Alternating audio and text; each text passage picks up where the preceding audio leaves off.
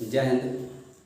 पिछला क्लास में हम बताए थे आप लोगों को वृद्धि और विकास में क्या अंतर है और वृद्धि और विकास को भी समझे थे।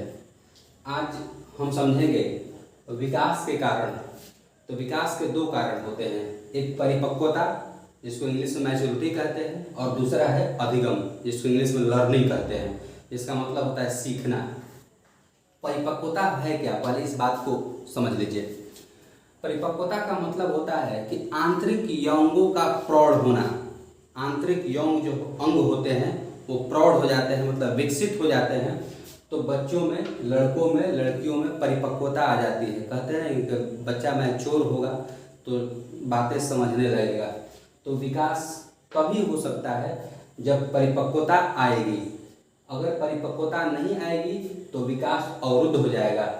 अगर अधिगम नहीं होगा बालक का तब भी विकास अवरुद्ध हो जाएगा। तो कारण इसीलिए कहा गया कि विकास के दो ही कारण है, मतलब परिपक्वता होगी तो विकास होगा, अधिगम होगी तो विकास होगा। परिपक्वता अधिगम नहीं होगा तो विकास नहीं होगा, सीधी सी बात है। अब आते हैं विकास के सिद्धांत। विकास के सिद्धांत गैरिसन व कुछ अन्य मनोवैज्ञानिकों ने मिलकर दिया था। तो विकास का सिद्धांत है क्या, पहले इस बात को जान लें। विकास का सिद्धांत ये है कि बच्चे, आप लोग जानते होंगे कि एक अवस्था से दूसरे अवस्था में जाते हैं। तो आप लोग को पता होगा कि अवस्थाएं तीन होता है। मतलब कि एक मनोवैज्ञानिक थे सैले, वो तीन दिए थे अध्ययन की दृष्टि से। एक शैशवावस्था, दूसरा बाल्यावस्था और तीसरा किशोरावस्था। इनका भी अपना एक आयु होता है। शैशवावस्था जो होता है वो 0 से 5 वर्ष होता है और जो बाल्यावस्था होता है वो 6 से 12 वर्ष होता है और जो किशोरावस्था होता है वो 13 से 18 वर्ष होता है।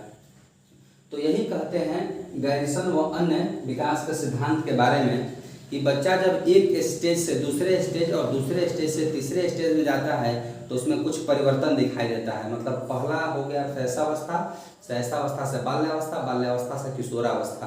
तो इन एक अवस्था से दूसरे अवस्था, दूसरे अवस्था से तीसरे अवस्था में जब बालक जाएगा तो उसमें कुछ शारीरिक परिवर्तन होगा, संवेगात्मक परिवर्तन होगा, यहाँ तक कि सामाजिक परिवर्तन भी होगा। मतलब जो चीज़ें होती है वो परिवर्तन उसमें स्पष्ट रूप से दिखाई आपको देगी। तो वो जो परिवर्तन दिखाई देती है तो कुछ ना कुछ ऐसी जो बातें होती है, चेंजिंग होती है। तो किस क्रम में चेंज होता है, परिवर्तन किस क्रम में होता है, उसी क्रम को विकास का सिद्धांत कहा गया है। अब आते हैं विकास के जो सिद्धांत होते हैं वो 8 होते हैं।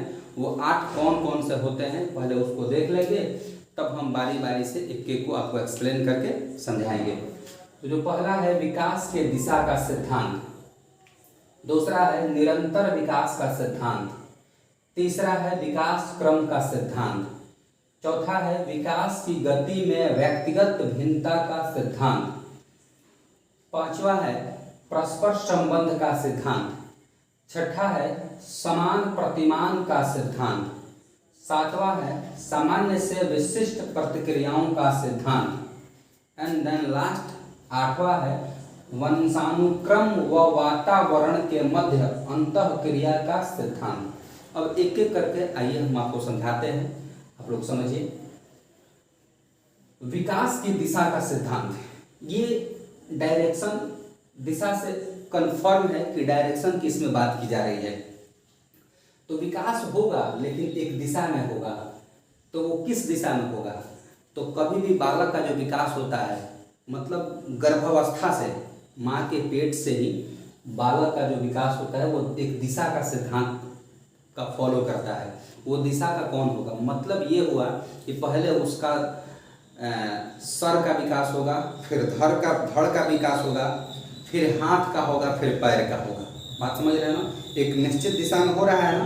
तो इसी एक निश्चित दिशा में विकास जो होगा, मतलब माता के गर्भ में पहले बच्चा का जो निर्माण होता है, अंग वो सिर होता है, तब धड़ होता है, तब बाजू होता है, तब पैर होता है, इत्यादि। इसी प्रकार से तो ये एक दिशा से, क्रम से निहित है ना। तो वही कह रहा है विकास की दिशा का सिद्धांत। और इसी को जो ऊपर से सर से धड़, धड़ से बाजू, बाजू से पैर, इसी सिद्धांत को मनोवैज्ञानिकों ने मस्तके घुमुखी कैप्लोकैडुअल डायरेक्शन कहा है। ये ध्यान रखिएगा। और एक बात और आपको बता दे रहा हूँ कि विकास के सिद्धांत से हर वर्ष पेपर 1 हो या पेपर 2 हो, 2 प्रश्न या 1 प्रश्न निश्चित ही रहते हैं। तो इसको थोड़ा सा ध्यान से आप लोग समझिएगा। बात अगर नहीं समझ में आ रही है कमेंट सेक्शन में नीचे कमेंट करिएगा कि इस चीज़ को नहीं समझ में आ रहा, मैं आपको बताऊंगा, और नहीं तो फिर से दोबारा आप लोग वीडियो देखिएगा, समझ में आ जाएगा निश्चित ही। तो विकास के दिशा का सिद्धांत यही है कि सर से धड़ और धड़ से बाजू, बाजू से पैर की तरफ विकास होता है। उसी को कुछ मनोवैज्ञानिकों ने मस्तके घुमुखी मतलब कैफ्लो-कैडुअल डायरेक्शन कहा है। दूसरा आते हैं निरंतर विकास का सिद्धांत। ये दिया कौन था? तो स्किनर ने दिया था। कभी भी ध्यान रखिएगा, प्रश्न ऐसे आ सकता है कि विकास का सिद्धांत जो है, विकास निरंतर विकास का सिद्धांत किस मनोवैज्ञानिक द्वारा दिया गया था? अब आपके ऑप्शन में रहेगा सैलर रहेगा, स्किनर रहेगा, थर्नडाइक रहेगा, हॉर्लॉक रहेगा। तो अब क्या मारिएगा? स्किनर, क्योंकि वही ने दिया था। और इन्हीं के अनुसार विकास के निरंतर विकास का सिद्धांत दिया गया था। तो ये क्या कहते हैं, अब ध्यान से सुनिए। निरंतर विकास का मतलब होता है कि वो लगातार चले, रुके नहीं, लेकिन ध्यान में रहे कि वो एक समान गति से नहीं हो सकता है। मतलब बालक का विकास जो होगा वो एक समान गति से नहीं हो सकता है, मतलब निरंतर होगा। देख लीजिए, निरंतर तो होगा, लेकिन कभी घटे कभी बढ़े, कभी घटे कभी घटे, कभी बढ़े, कभी निरंतर, कभी नहीं बढ़ेगा, कभी बढ़ेगा, ऐसे इस डायरेक्शन में चलेगा। मतलब कभी नहीं बढ़ेगा लेकिन चलेगा, कभी बढ़ेगा फिर घट जाएगा, फिर बढ़ेगा फिर घट जाएगा, फिर थोड़ा बढ़ेगा फिर थोड़ा बढ़ेगा, कम बढ़ेगा, कभी नहीं बढ़ेगा, फिर ऐसे ऐसे। लेकिन देख रहे हैं कि कंटिन्यू चल रहा है ना। तो यही निरंतर विकास का सिद्धांत कहलाता है। वो कौन दिया था? स्किनर ने। तो प्रश्न आपसे पूछ सकता है कि विकास के सिद्धांत होते हैं, जो निरंतर विकास का सिद्धांत क्या कहता है? चाहे यूं कह दे कि निरंतर चलने वाली सिद्धांत को क्या कहते हैं? तो नहीं सॉरी, लगातार चलने वाली सिद्धांत क्या कहते हैं? तो कह दें कि निरंतर विकास का सिद्धांत कहते हैं। ऑप्शन में आपको रहेगा।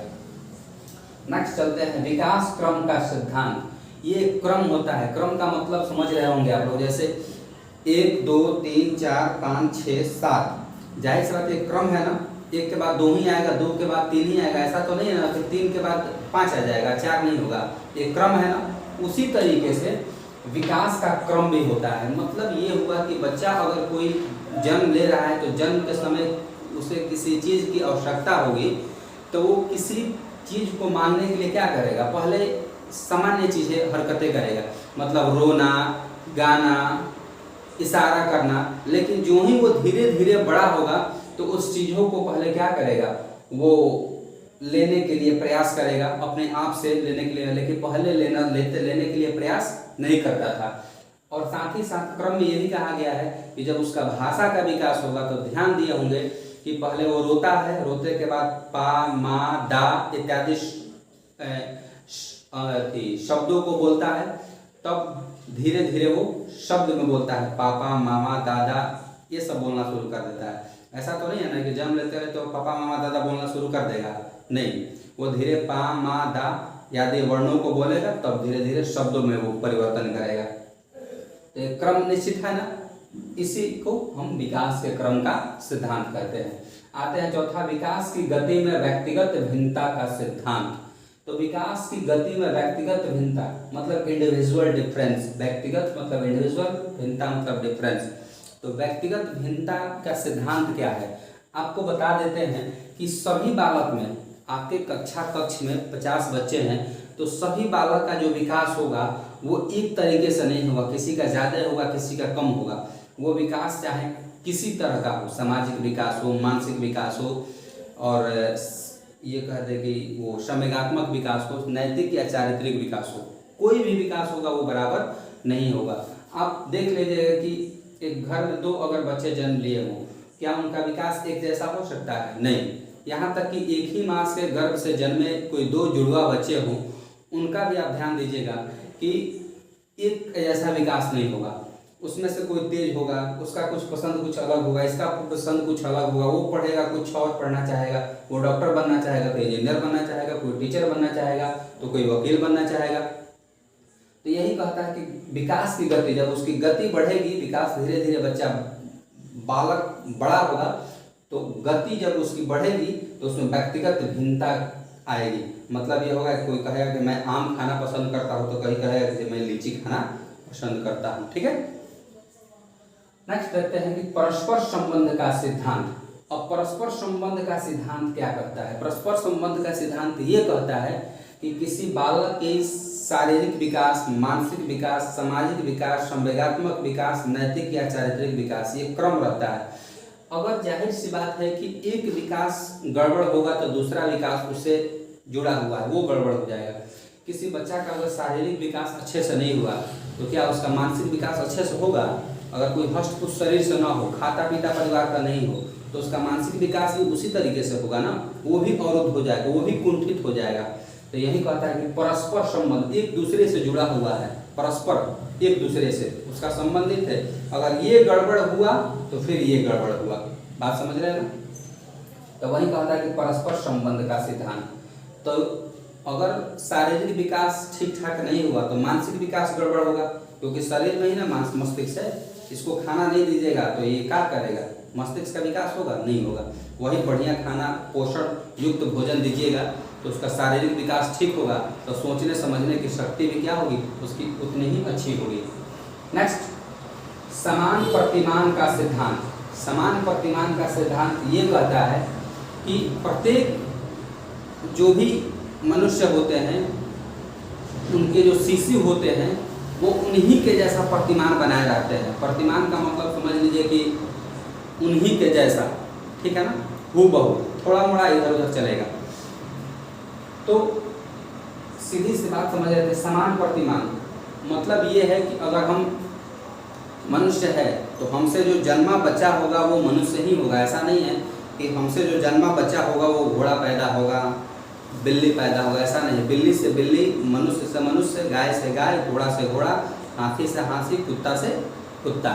तो यही कहता है कि समान प्रतिमान, उसी के जैसा। अब समान प्रतिमान के सिद्धांत हॉर्लक ने दिया था, और इसी हॉर्लक, श्रीमती हॉर्लक, ये एक महिला मनोवैज्ञानिक है, और ध्यान दीजिएगा कि हॉर्लक ने कही थी कि प्रत्येक जाति, तो जाति का मतलब यहाँ पे क्या है?